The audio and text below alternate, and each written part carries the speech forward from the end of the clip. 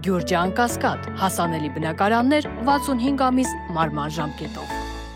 Խոսնավարում Հայաստանի Հանրապետությունում Եվրամիության դիտորդական առաքելությունը նկատել է քաղաքացիական ենթակառուցվածքներին վնաս հասցրած երկու կրակոցների հետևանքները, որոնք հնարավոր է արձակվել են ադրբեջանական բանակի դիրքերից, հայտնել են Հայաստանի Հանրապետությունում Եվրոպական միության դիտորդական առաքելությունից։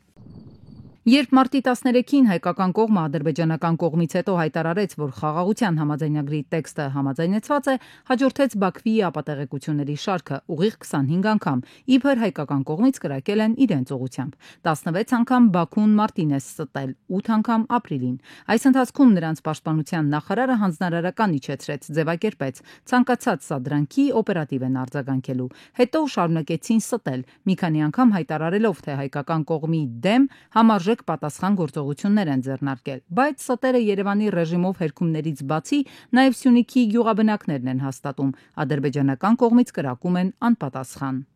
Ամեն օր, ամեն գիշեր ժամը 10:20, 10:25, 12:30, 4:30, հատուկ ժամ էր կա էլի, այս գիշեր, անցած գիշեր էլի, ավելի շատ ինտենսիվ էր։ Խնածախ, ահագին, երկար կրակեցին իրիկուն։ Մերոնք պատասխանեցին։ Չէ, մերոնք լրիվ լուռ են։ Նույնիսկ հայհոյանքներ են եղել, հա, դրանց կողմից ոչխարների հետ կապված։ Ամեն օր տա հեչ, ամեն օր դե մոտի պոստերա հայհոյում են, մերոնք իրանք մերոնց։ Գիտեք, այս իրեք գյուղը, կտրված գյուղը, էլի Վաղատուր Խոզնավար Խնածախը, իրանց մեջ սեպի նման խրված ենք, երևի հոգեբանական գրոհը էլի։ Ահագին գյուղից երիտասարդությունը հեռացել, որ անկանոն կրակում էին, հիմա ուղիղ նշանառությամբ գյուղին են խփում։ Վարչական ղեկավարի տան պատուհաններ ջարդվել, մեր ակումբին են խփել, մարդկանց տանիքներին է կպել։ Ադրբեջանի այս ակտիվությունն ըստ մասնագետի մի բան է նշանակում. Բաքուն ամենևին չի ձգտում խաղաղության, խոսում է խաղաղության մասին, համաձայնագրի կնքման մասին, բաներ պատմում, պահանջում, զբաղեցնում ու շարունակում կրակել։ Ադրբեջանական կողմը այդ քաղաքականությամբ ցույց է տալիս, որ շահագրգռված է, կիրառել փաստացի նույնական քաղաքականություն ժամանակին կիրառվում է Լեռնային Ղարաբաղում, մասնավորապես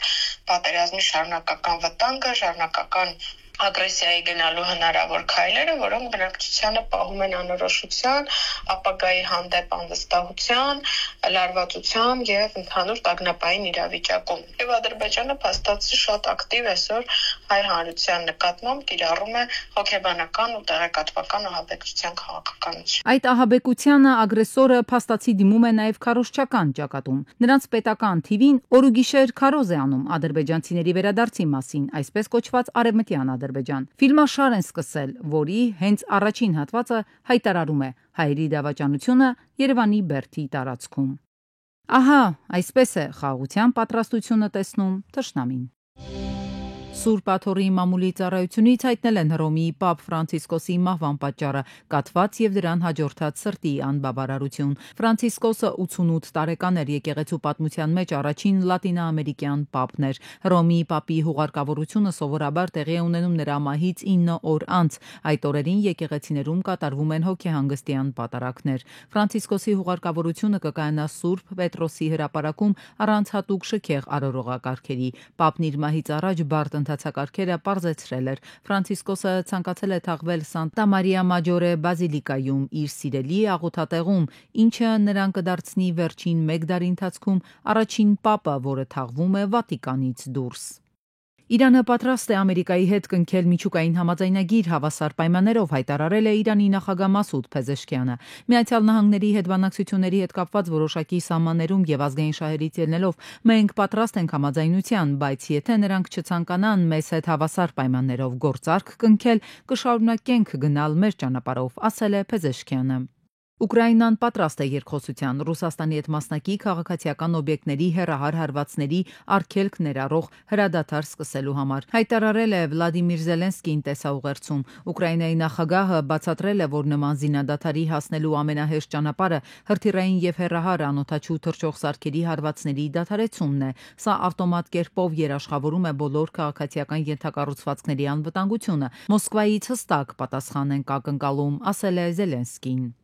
Հենվելով իսրայելացի ու արաբ դիվանագետների վերլուծությունների վրա Financial Times թերթը տեսակետ է ներկայացրել, ըստ որի Իսրայելը առանց ԱՄՆ նախագահ Դոնալդ Թրամփի անմիջական հավանության եւ աջակցության չի հարձակվի հարվածել Իսրայելի միջուկային ենթակառուցվածքին եւ զերծ կմնա ռազմական գործողություններից, Թրամփին չզայրացնելու եւ նրա աջակցությունը չկորցնելու համար։ Նշվում է, որ Ամերիկայի Միացյալ Նահանգների նախագահը չի տրվում Իսրայելի վարչապետ Բենյամին Նեթանյահուի ճնշմանը, որը ձգտում է ավելի վճռական եւ ագրեսիվ աջակցություն ստանալ Վաշինգտոնից։ Հարավային Կորեայի եւս մեկ ռազմական հետախուզական արբանյակ հաջողությամբ արձակվել է ուղեծիր։ Արձակումն իրականացվել է Ֆլորիդայի ամերիկյան բազայից։ Մենք նախատեսում ենք հաստատել, թե արդյոք արբանյակը նորմալ է աշխատում ցամաքային կայանի հետ կապի միջոցով, հայտարարել է Հարավային Կորեայի պաշտպանության նախարարությունը։ Սինթետիկ բացվածքով ռադիոտեղորոշիչ լրտեսական արբանյակի նպատակն է Հյուսիսային Կորեայի ավելի լավ մոնիտորինգը եւ Ամերիկայի արբանյակային պատկերներից հարավային Կորեայի կախվածության նվազեցումը։ Թրամփի վարկանիշը ընկել է ամենացածր մակարդակին Սպիտակ տուն վերադառնալուց ի վեր։ Այս մասին հայտնել է Reuters-ը վկայակոչելով հարցման տվյալները։ Նշվում է, որ Թրամփի աջակցության վարկանիշը 42% է, մինչդեռ հունվարին այդ ցուցանիշը կազմում էր 47%, իսկ 3 շաբաթ առաջ 43%։ Գործակալությունը նաև հիշեցրել է, որ հանրապետականի նախորդի դեմոկրատ Բայդենի վարկանիշն իր նախագահության սկզբում ավելի բարձր է եղել 55%, բայց հետագայում սկսեց իջնել եւ 2022-ից ի վեր չի բարձրացել 42%-ից, իսկ դրա ամենացածր մակարդակը գրանցվել է 2024-ի հոկտեմբերին 35%։ Հարցվածների 75%-ը դեմ է արտահայտվել Թրամփին երրորդ ժամկետի համար առաջադրվելուն։ Մասնավորապես այդպես է կարծում հարցված հանրապետականների կեսից ավելին։ Հարվարդի համալսարանը ԱՄՆ դաշնային դատարան է դիմել ներկայացնելով հայց Թրամփի վարչակազմի դեմ։ Դրա պատճառը համալսարանի ավելի քան $2 միլիարդ ծրագրերի պետական ֆինանսավորման սառեցման որոշումն է։ Անցյալ շաբաթ համալսարանը մերժել էր վարչակազմի պահանջները, որոնք ներառում էին բազմազանության, հավասարության եւ ներառականության քաղաքականության շրջանում գործող բոլոր ծրագրերի դադարեցումը, ինչպես նաեւ համալսարանական տարածքներում դիմակ կրելու արգելքը։ Ֆլորիդայի օդանավակայանում հրդեհ է բռնկվել Delta Airlines ավիաընկերության ինքնաթիռում, տարհանվել է 282 ուղևոր, 10 բորտ ուղեկցորդուհի եւ 2 օդաչու։ Հրդեհի բռնկման պատճառի ու այլ մանրամասների մասին տեղեկություն չկա։ Ոսկու ֆյուչերսների արժեքը COMEX բորսայում հասել է պատմական ռեկորդային մակարդակի, գերազանցելով $3450 մեկ տրոյական ունցիայի համար։ Այս մասին վկայակոչում են բորսայի առևտրային տվյալները։ Դուբայի Բաբ ալ-Շամս քաղաքում տեղի ունեցած բացառիկ միջոցառման ընթացքում տեղի է ունեցել Bentley Batur Convertible-ի համաշխարհային պրեմիերան։ Յուրաքանչյուր Batur Convertible-ը գնահատվում է մոտավորապես $2.5 միլիոն։ Ներսում այն հարդարված է կաշվով։ 16 Batur Convertible-ից յուրաքանչյուրը ձեռքով կպատրաստվի։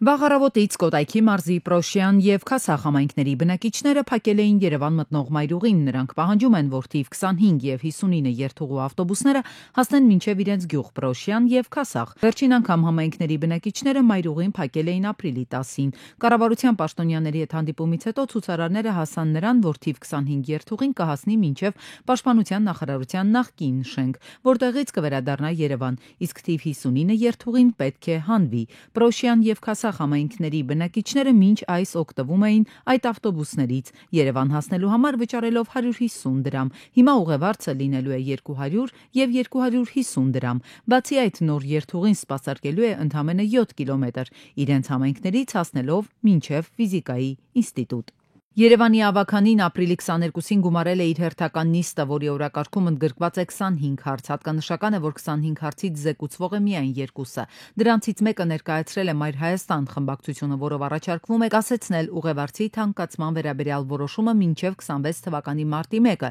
եւ հնարավորություն ստեղծել 25-ի ուղևորցի վճարումների տվյալների հիման վրա պարզել տրանսպորտի ուղևորցի ինքնարժեքը։ Երկրորդ զեկուցվող հարցը վերաբերում է որոշ խավերի համար աղբանության վճարների գծով արտոնություն սահմանելուն։ Դատարանը մեղավոր է ճանաչել 4 անձի սպանություն կատարած 7 անձի տարբեր ծանրության հրազենային վնասվածքներ պատճառած ամբաստանյալ Թելման Քալաշյանին եւ դատապարտել ՑՄԱ ազատազրկման, հայտնել են դատախազությունից։ Դատախազը Թելման Քալաշյանի նկատմամբ հանրային քրեական հետապնդում էր հարուցել այն արարքի համար, որ նա 2017-ի օգոստոսի 1-ին պայմանավորված տոկոսադրույքի հաշվարկով կուտակված պարտքը եւ հիմնական գումարը ստանալու հարցի շուրջ ծագած վիճաբանության հետևանքով որսորդական ակոսափող հրազենով զինված մտել էր Արագածոտնի մարզի Շամիրամ համայնքում գտնվող Սքո սրահ եւ 7 կրակոց արձակել սրահում գտնվող անձանց ուղղությամբ, փորձելով ամբոխի մեջ գտնել իր ազգականին։ Լիստեյեմով հեռախոս վաճառելը գլխացավանք դարձավ 29-ամյա կնոջ համար։ Ասում է, կապվել են հետը, որ գնեն հեռախոսը, երկար քննարկել են, գին համաձայնեցրել, հետո առաջարկել են նույն օրը հանդիպել ու վերցնել հեռախոսը։ Առաջին անգամը չէ՞ լի մեր ընտանիքով այդ հարթակում ինչ որ բան եք փորձում վաճառել, հերթական վաճառքն էի ուզում իրականացնել, իմ հեռախոսն էր։ Որոշ ժամանակ հետո ինձ մի աղջիկ է գրում, փորձում ենք քննարկել, թե ոնց ենք անելու փոխանցումները վճարման հետ կապված, ես ոնց է իրեն հեռախոսը փոխանցել։ Հենց ինքն է ձեզ առաջարկել հանդիպել վերցնել հեռախոսը։ Ասացի, որ նույն օրը չեմ կարող, ինքը որ դա նվերի համար է եւ այսօր է պետք։ Էլի ինքը առաջարկեց, որ միջոց գիտի։ Ճակերտավոր գնորդը ալտերնատիվ տարբերակ է առաջարկել ու Yandex հավելվածի հղում է տվել, որ վաճառողը լրացնելով անձնական տվյալները, քարտի հաշվեհամարն ու եռանիշ թիվը տեսնի վճարված գումարը, որից հետո էլ հենց Yandex-ի առաքման ծառայությունով պիտի փոխանցեր հեռախոսը։ Ասում է, հավելվածը չափազանց իրական էր, կասկածելու համար, որ իրեն խաբել են։ Սկզբի շրջանում մենք միշտ լսում ենք, որ նման խաբեությունները ռուսերենով են արվում, ինչ-որ այլազգիներ են զանգում են, ասում են, որ ես ինչ-որ միգրանտ եմ, ինձ շտապ ձեր